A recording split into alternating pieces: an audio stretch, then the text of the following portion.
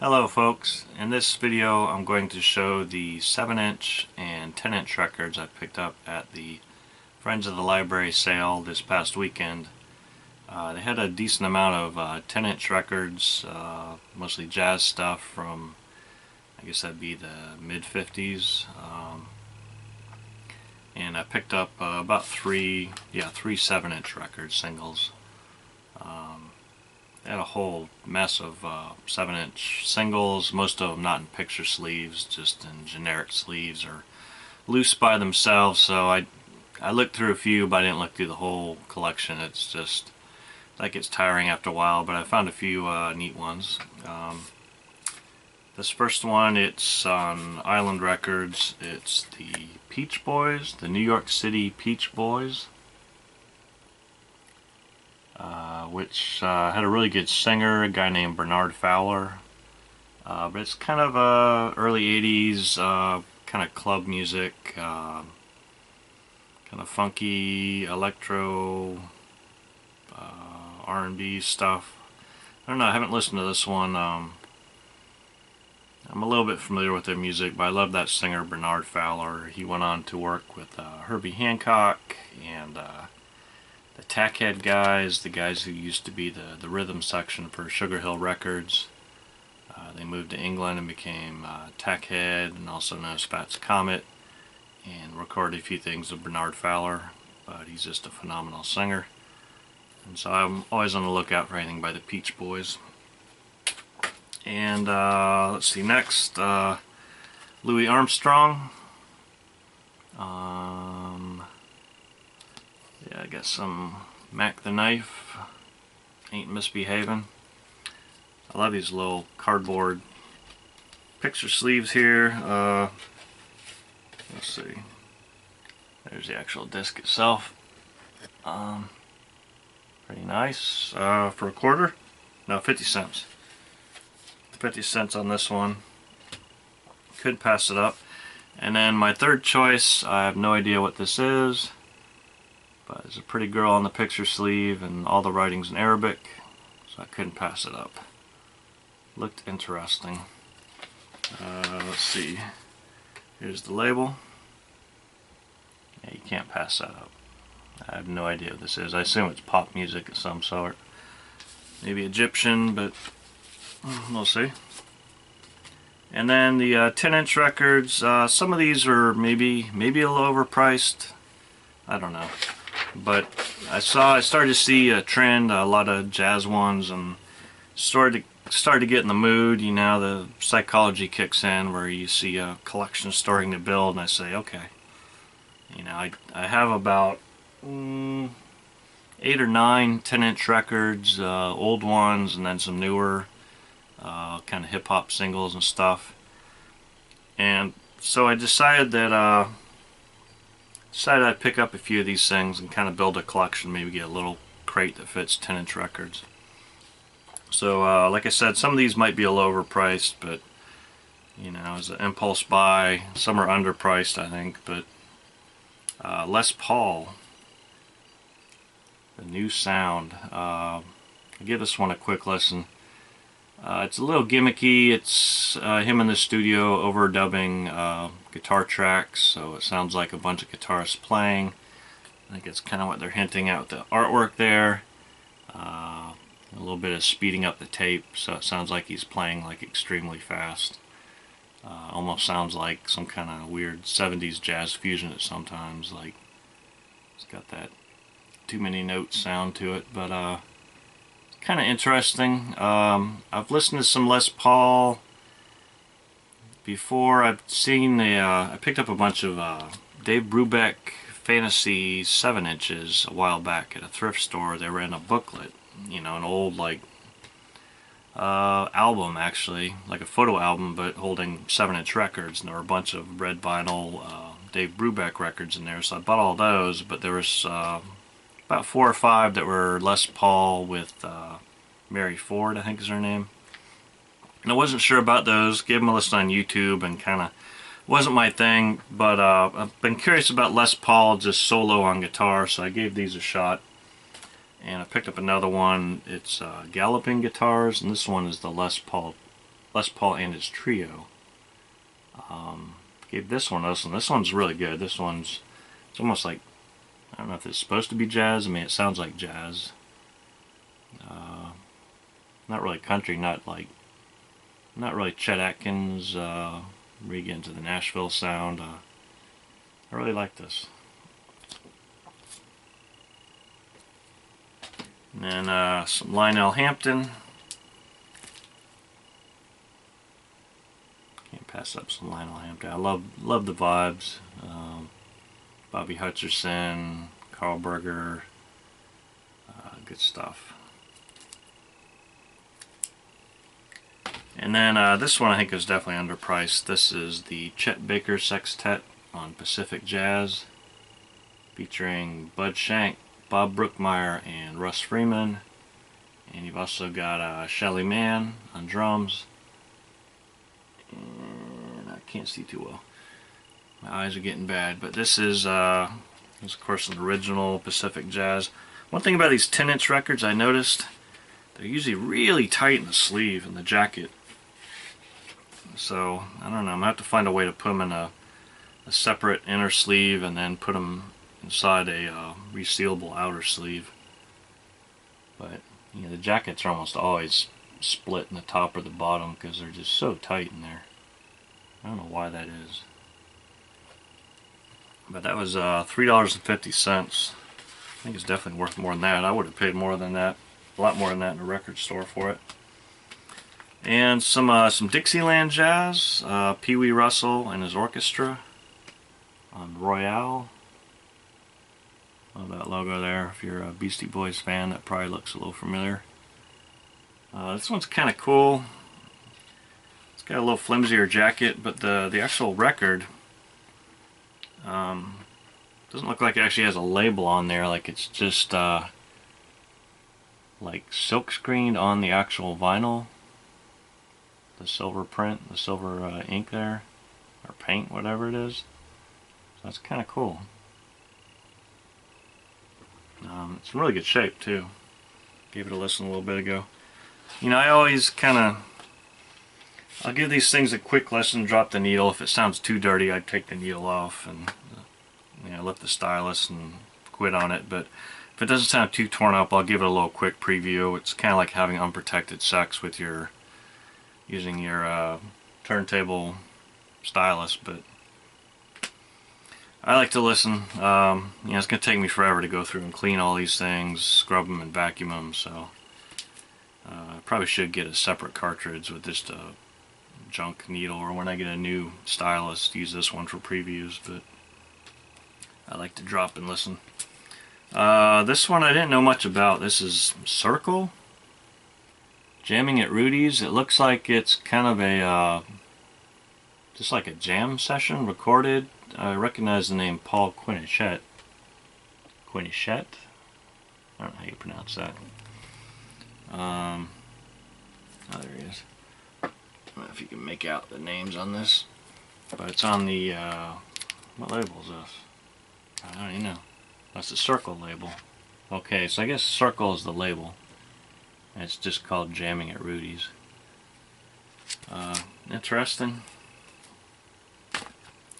And this one's cool. This is a Atlantic 10-inch here. This is Mae Barnes. Fun with Mae Barnes, accompanied by Garland Wilson and the Three Flames. I don't know anything about this, except she's a singer. But got the old-fashioned Atlantic label there. Pretty cool. Like I said, once I started to see a bunch of these, I pictured in my mind building a 10-inch record collection. I was like, okay. So I started to go back and go through and pick out some good ones here. Some Artie Shaw, some more jazz. Non-Stop Flight. And of course it doesn't hurt, I was just watching the jazz series on PBS. And learning a little bit about these guys, Artie Shaw and Benny Goodman and all that.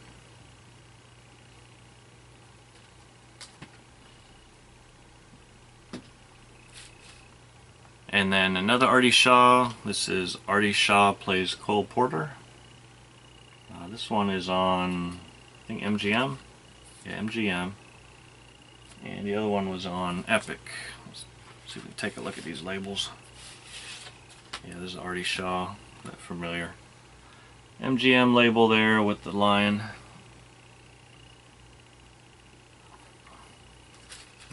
But these are all pretty cool. I mean, they have a lot of 78s at the Friends of the Library sale, but I don't really have a good way to play 78s. My wife's got some of the cheaper, you know, Crosley style players that play 78s, but yeah, they're not really the best sound quality. But they had a lot of interesting jazz stuff on 78, so I don't know. One of these years I'll start collecting that, I'm sure.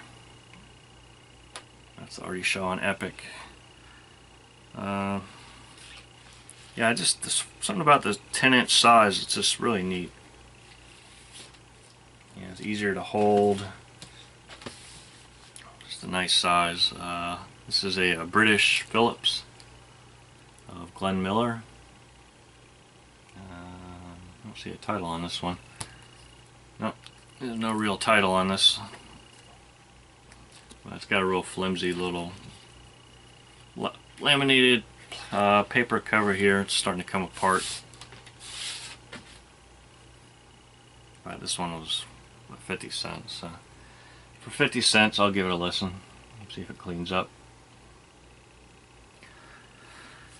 And what else we got? We got some Woody Herman on the Coral label. I'm starting to get more familiar with the Coral label, and there are many different releases here.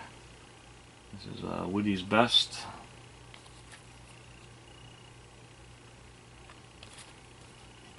Of course, Woody Herman, a famous clarinet player.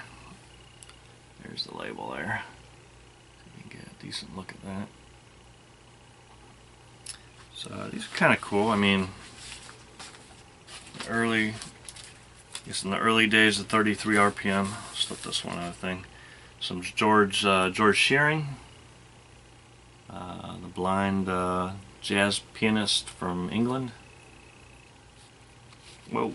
See, that's what I'm saying. They all split in the bottom because they're so damn tight. This is on Savoy. It's got the familiar, if you've ever seen the Savoy records, familiar label there. I like that label, that's pretty cool. It's one of the better company record labels I've seen. And another George Shearing, this one on MGM. When Lights Are Low. And this one is marked 10 cents. Probably someone figured who the heck would want to buy this. Speed the Parting Guest, it says.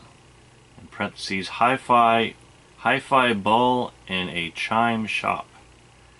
And I guess what it is, they rented a whole mess of instruments, exotic percussion type instruments, and like glockenspiels and xylophones and all kinds of weird stuff, and brought it in, orchestrated it, and recorded this crazy album here. So I don't know, maybe it'll be kind of like cartoon music. Who knows? Cool little cover. Give it a shot. It's on Cook Records. Never heard of that one. Got a pretty plain looking label there. And so that's it for all the jazz here. They had a few more, but they're in the $3 to $5 range. So maybe if I can catch those for half price. I think tomorrow's a half price sale at this 5-day Friends of the Library sale. But then I picked up a few more that are they're 10-inch ones. I think they came out a little bit later, but they're 10-inch because the format of the book they come in. They are from Cornell University Records. They're famous, I guess, for their ornithology department. And bird sounds, bird songs. And picked up a couple of these. They're kind of cool. They got the plastic spiral binding on the outside starting to come apart, but you've got a booklet. Let's see if I can open this without wrecking it. You get the booklet that talks about the different birds.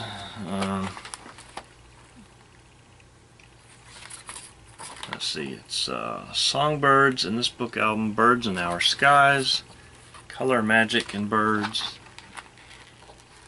the ways of birds, so kind of educating you about the birds, a little bit about different birds here. But then finally in the back, it's got notes on all the different birds. In the back is the actual record in its own sleeve. That's the Songbirds of America on this one. This one's actually in really good shape. I think these are really fairly common. They're not super rare or anything, but it's kind of cool. These are 50 cents a piece, so of course I picked them up. And then the other one is Bird Songs in Your Garden. This is also from Cornell University Records. Let's see what's in this one. Yeah, it's got some more photographs of the birds and notes about the different kinds of birds that you probably find in your garden here in the United States, at least. Yeah, a little bit of info about building homes for the birds, building birdhouses. Yeah, see, this one's really coming apart here. Maybe I can go to Office Depot and get some new plastic binders to repair this. And then this one's same sort of thing, but it's got a blue label on this. I thought these are pretty cool. And I've actually got another record from this series, or from Cornell University Records. Get this one back in the sleeve here. It's a 7-inch format, but the records aren't separate. The records are actually part of the book. You see the little hole there in the middle. That's the spindle hole. And so what it is, as you open it, ta-da, there's a little thing that talks about how you use the book. I think it's pretty self-explanatory when you see it.